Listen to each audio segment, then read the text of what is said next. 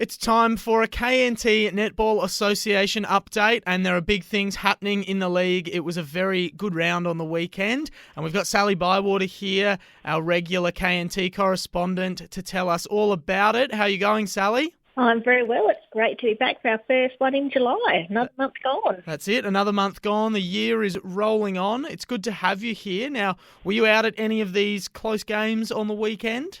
I did. I headed out to the Border Districts and Border Town game at Francis. So, yeah, another great game, and that was our biggest margin of the day at 6 goals. All right. Yeah, well, let's start off with that game because you're right. Biggest margin of the round at 6 goals, which is absolutely remarkable. So, like I said, it was a very tight round, but Border Districts managed to get the win probably by not quite as much as we maybe would have predicted, but they got the win nevertheless, and they're back on top of the ladder. Yeah, we probably thought this game was going to be like a top versus bottom game. So to be within 6 goals, I think Bordertown did really well. Borders came out of the blocks really fast and hard, and they were up by 4 at quarter time with lots of turnovers on both sides. They took a bit of adjusting. But the second quarter was much better for Bordertown, taken up, and they won that quarter by 1. So they were 3 down at half time.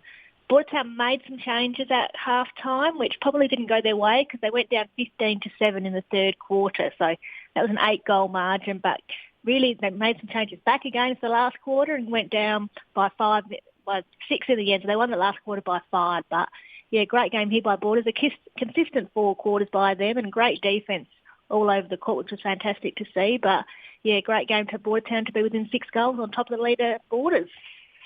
This is the second round of games. Everyone's played each other now. So I just want to call back to Border Districts and Bordertown's first game way back in round 1, where it was only a 4-goal win to Border Districts. And it's interesting because Border Districts are on top of the ladder and Bordertown are winless. So is this just a good matchup for Bordertown? Is it a bad matchup for Border Districts, or has it sort of just gone that way by a bit of luck?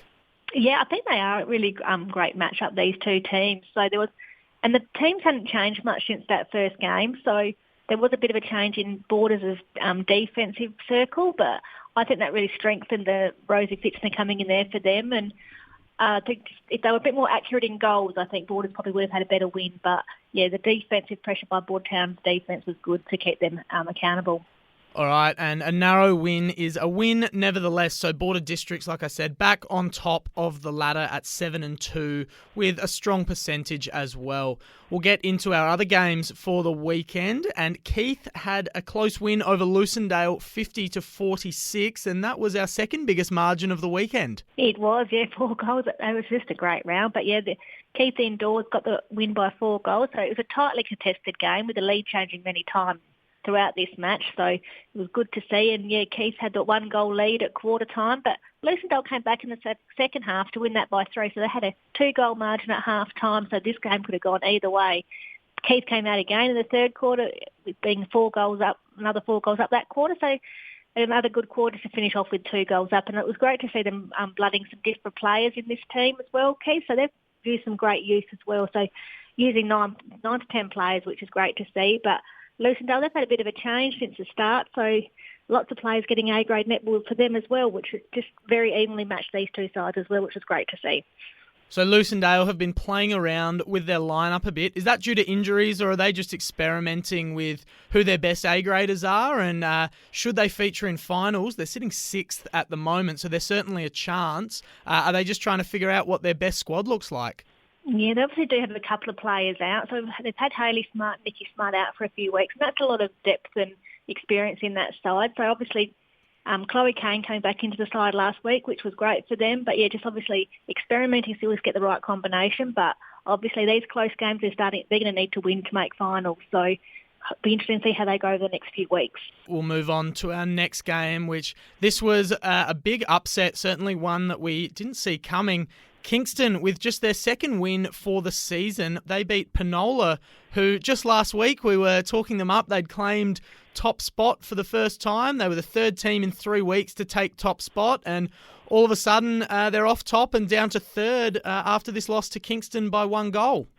Yeah, I think this has been absolutely fantastic to watch this game. Obviously, we have been talking really well of Penola, and they have been having some great wins on the board, but Kingston have been our shock, and great to see them having some good games over these last few weeks, getting that win by 1 goal. But Penola really started well. So they were 8 goals up at half time, so probably going along quite steadily and quite well, they would have been thinking, oh yeah, this is great, we're just cruising along. But then third quarter, bang, Kingston came out of those blocks and won 15-7. So that was fantastic to win that quarter by 8 goals, limiting Penola's chances to 7. And we've said how consistent they are, shooting about 15 goals a quarter. But yeah, nice tight last quarter, and Kingston holding on for the 1 goal win.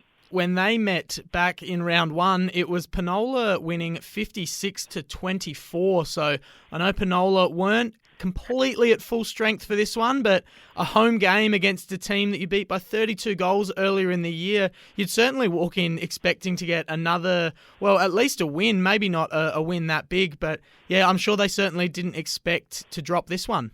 Absolutely not. And I know obviously you take out April Possingham, who is their main focal in the goal circle, and she shot probably 30 goals in that round 1 clash between these two sides. So a big focal and a big loss for them.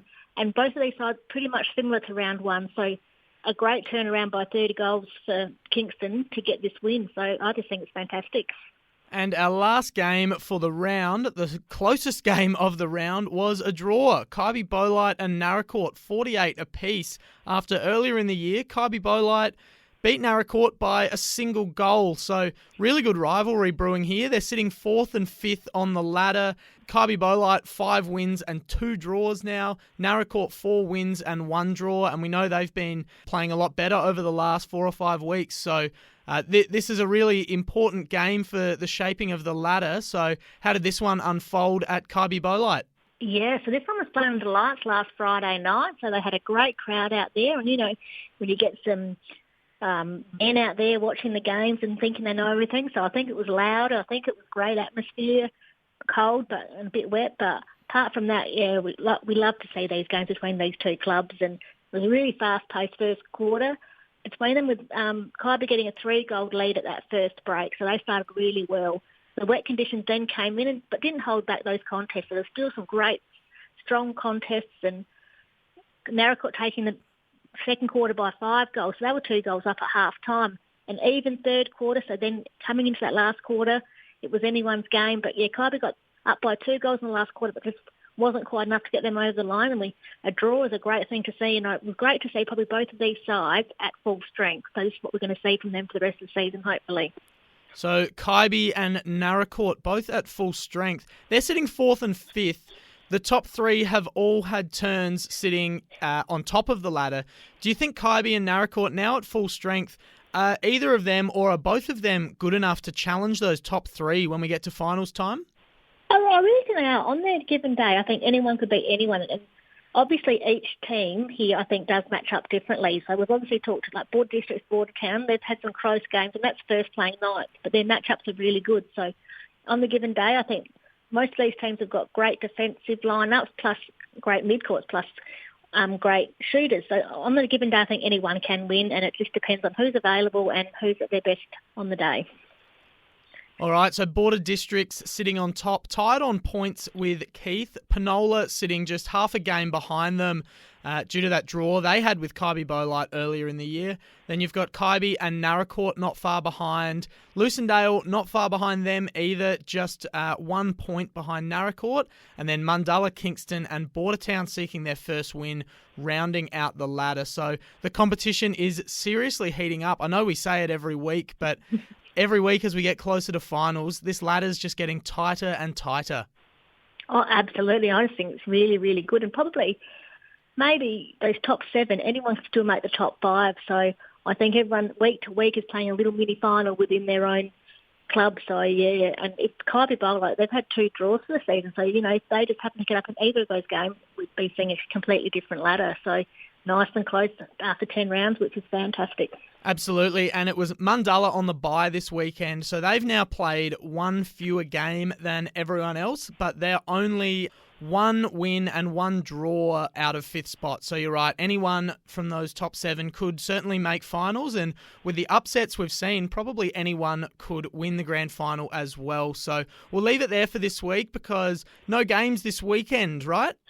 No, we do have the weekend off. We have a league bye, so we're all looking forward to resting up and coming back out for round 11 next week.